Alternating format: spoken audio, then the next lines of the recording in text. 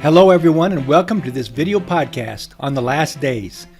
My name is David and the title of this episode is Critiquing a Popular Last Days Timeline, Part 3, with a subtitle of Wrong, Wrong, and Wrong Again. This is episode 12.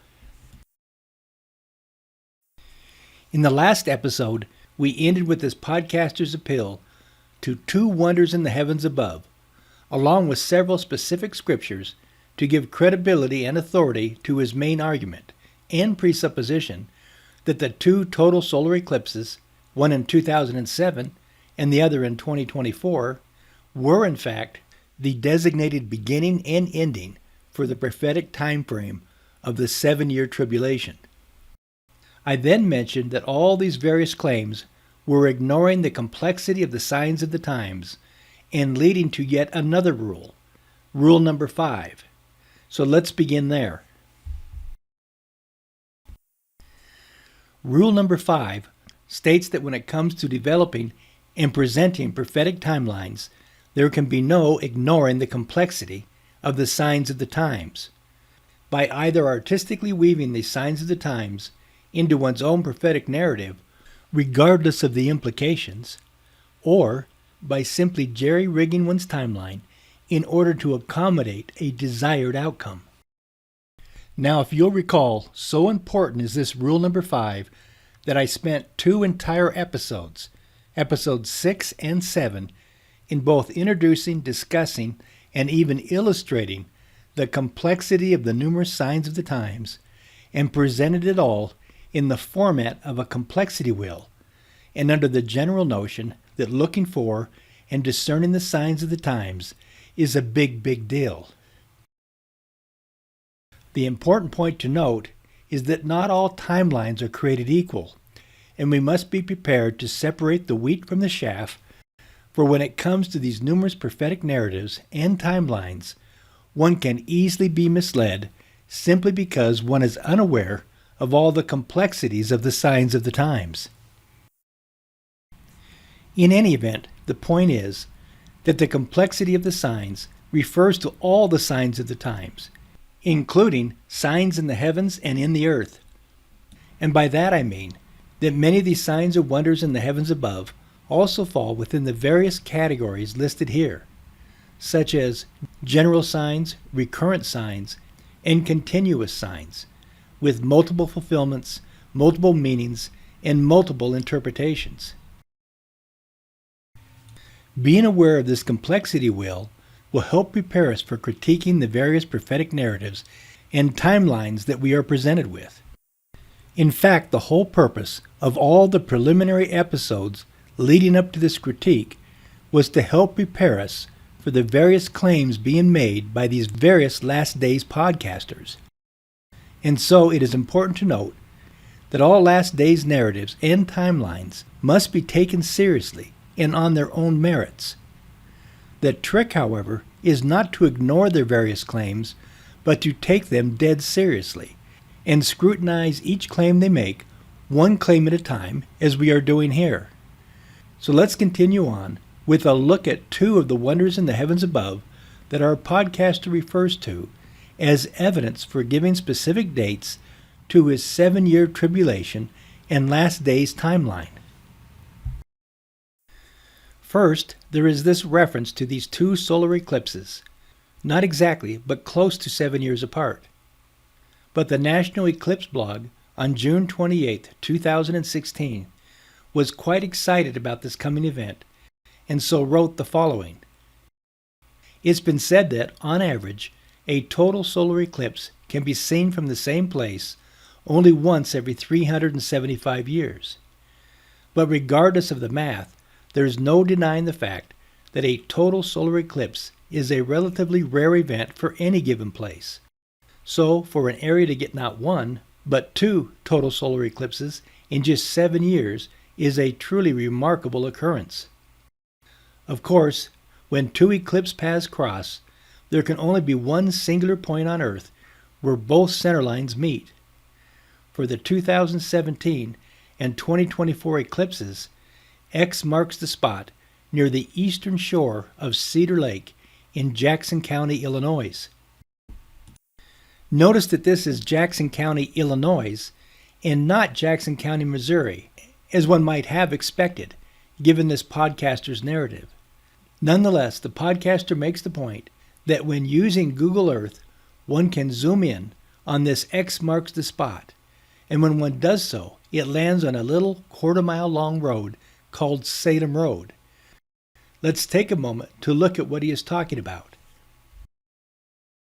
In the right-hand bottom corner, notice that we have a depiction by this other blogger of the 2017 total eclipse path, which sweeps west and goes northward across 7 cities named Salem, which in Hebrew means peace. And this blogger believes this is no coincidence. By the way, it was this blogger who located these 7 cities named Salem with the help of his or her viewers, and suggested there may be a good many more cities named Salem if we look longer and harder. Nonetheless, our Last Days podcaster sticks with the number 7 and goes on to equate these 7 cities with the 7 years of tribulation, and God crossing out 7 years of peace, 1 year for each city of Salem found within the path of this eclipse, and for each year of the 7-year tribulation. Of course, in this pathway, there may be a dozen or more cities named Salem, but that is not mentioned since it doesn't fit the narrative. And by the way, this blogger who located these 7 cities also suggests that the judgments of God are coming. Only in this case, the blogger points out that this X marks the spot happens to be directly over a large seismic zone, and so this blogger writes, X marks the spot of the New Madrid seismic zone. Not saying anything will happen, while I am just stating the facts, but what about this doomsday scenario? The point is, in all this, is that there can be literally no end to this type of speculation. Another point that may interest you is that this X marks the spot falls not directly over Jackson County, Missouri, which one would expect given our Last Days scenario, but over Jackson County, Illinois, which is some 331 miles away. And one would think that if God can zero in and pinpoint a little quarter-mile long road in Jackson County, Illinois, called Salem Road, he could certainly have zeroed in on a whole county, such as Jackson County, Missouri, instead of Jackson County, Illinois. Now, I'm not nitpicking here. I'm serious. For what I am trying to point out is how ridiculous and how easy it is to manipulate these various and numerous solar pathways to conform to whatever Last Days narrative or timeline one is trying to promote. Let me give you one more example of this X marks the spot narrative, and then we will move on. Here we have yet another blogger who makes the following observation. The U.S. was in the path of the 2017 total solar eclipse, and in 2024, it's in the path of another total solar eclipse. These two eclipse paths intersect in southern Illinois. The beautiful elongated paths of these eclipses have overlapped each other many times in the past, and they will overlap each other many more times in the future. So the cross that we are enjoying was already enjoyed in Europe, across Turkey in 1999 and 2006. Notice that he does not refer to X marks the spot, but instead sees the symbolism of a cross.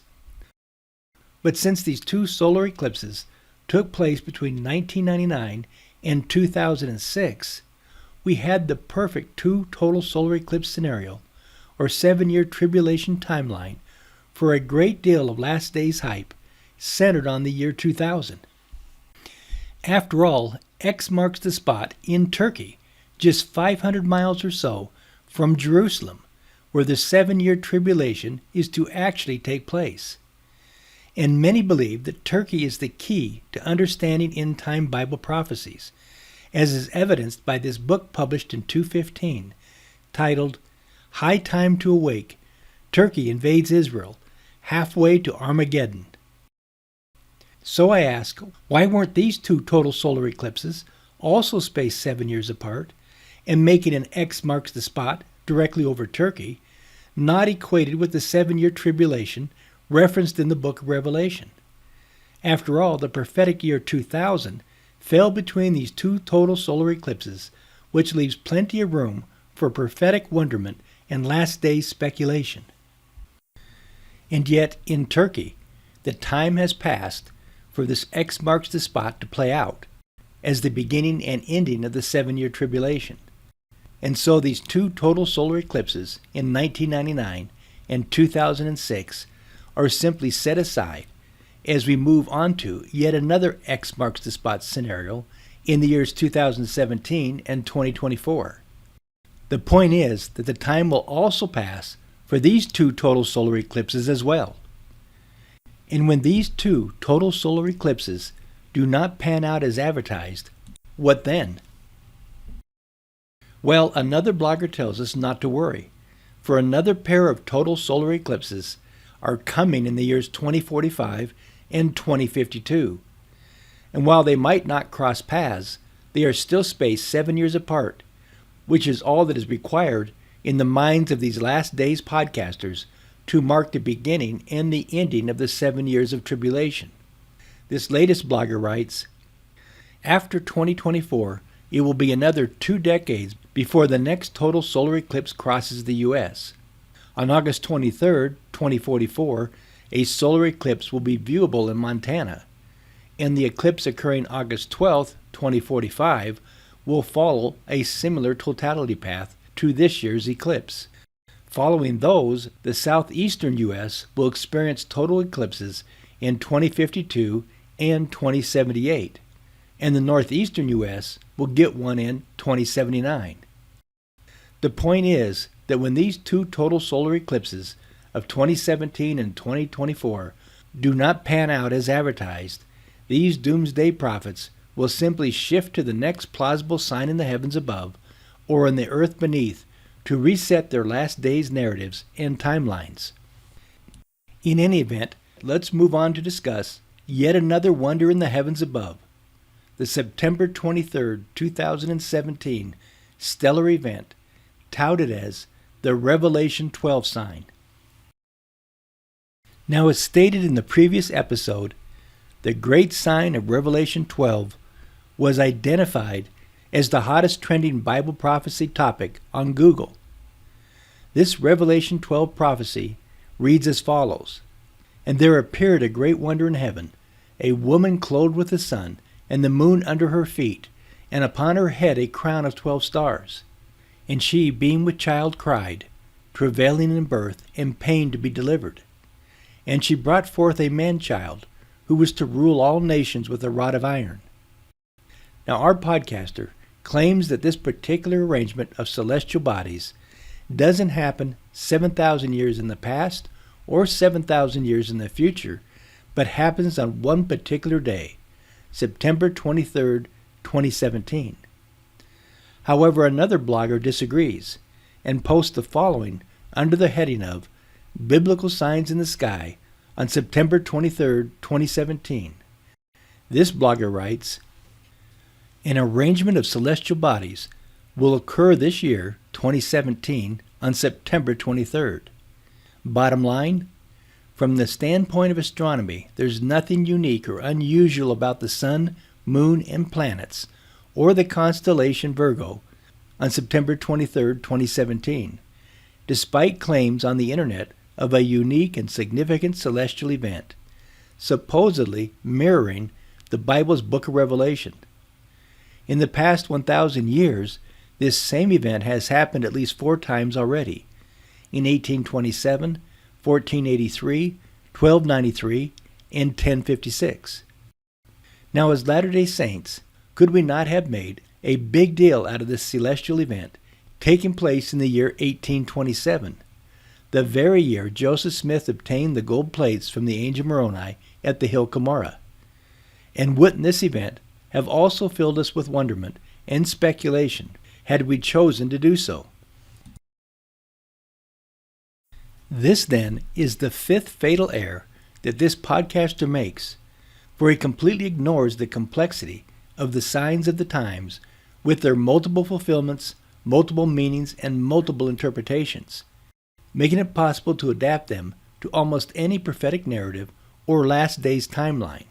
Let me explain. Consider, for instance, the prophecy of Joel chapter 2 verse 31, which this podcaster uses to give scriptural support to the total solar eclipse dated August 21st, 2017, which reads, "The sun shall be turned into darkness before the great and the terrible day of the Lord come." But notice what this prophecy of Joel does not say. For the prophet Joel does not say that the sun shall be turned into darkness immediately before the 7-year tribulation, but only before the coming of the Lord, which is not the same thing. In fact, given the complexity and generality of the signs of the times, this prophecy could be referring to the exact same prophecy as Matthew 24 verse 29, or perhaps to both or even many more total solar eclipses that aren't shown here. The point is that given the complexity of these signs of the times, with their multiple fulfillments, multiple meanings, and multiple interpretations, we shouldn't be so eager or anxious to nail them down to this or that specific event or date, lest we overstate our case and paint ourselves into a corner that we cannot argue our way out of. For example, consider the following. In October General Conference 2001, President Hinckley stated that the prophecy of Joel had already been fulfilled, which, as you will notice, is 16 years before this August 21st, 2017 total solar eclipse, which this podcaster asserts was the fulfillment of Joel's prophecy. Here are the exact words of President Hinckley, for he stated that the vision of Joel has been fulfilled, wherein he declared, "The sun shall be turned into darkness, and the moon into blood, before the great and the terrible day of the Lord come." Now at first glance, this statement might appear to conflict with Matthew 24:29, wherein the Savior declared that it was to be immediately after the tribulation of those days, meaning after the 7-year tribulation, that the sun shall be turned into darkness and the moon into blood. But this conflict is only apparent and not real, unless you're willing to break rule number 5 and ignore the complexity of the signs of the times, which allow for multiple fulfillments, meanings, and interpretations. In any case, this complexity can also prove problematic, for given a little imagination and creativity, these various wonders in the heavens above can easily be abused and misused to fit almost any last days narrative or timeline. Hopefully, applying rule number 5 will better safeguard us against the frequent abuse and misuse of the signs of the times to popularize and sensationalize a particular last days narrative or timeline. We have now finished our critique of this podcaster's main points, or markers 5, 6, 7, and 8. But once again, we have run out of time, and we'll have to close this episode out. Nonetheless, in the next episode, episode 13, we will pick up with markers 9 and 10, as well as saying a word or two about Christ's projected return in the year 2024, which is irrevocably tied to the end of the 7-year tribulation time frame that we see diagrammed here.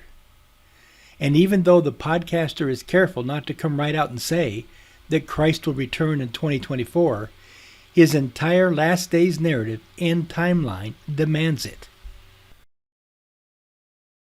We end then with yet another prophetic timeline alert, or warning, that the wonders in the heavens above can easily be abused and misused to fit almost any last days narrative or timeline, and that attaching end-time events to specific dates and future solar eclipses or stellar constellations and formations is a risky business at best, for one is literally time-stamping an expiration date to one's last day's narrative and timeline, as this podcaster has mistakenly done.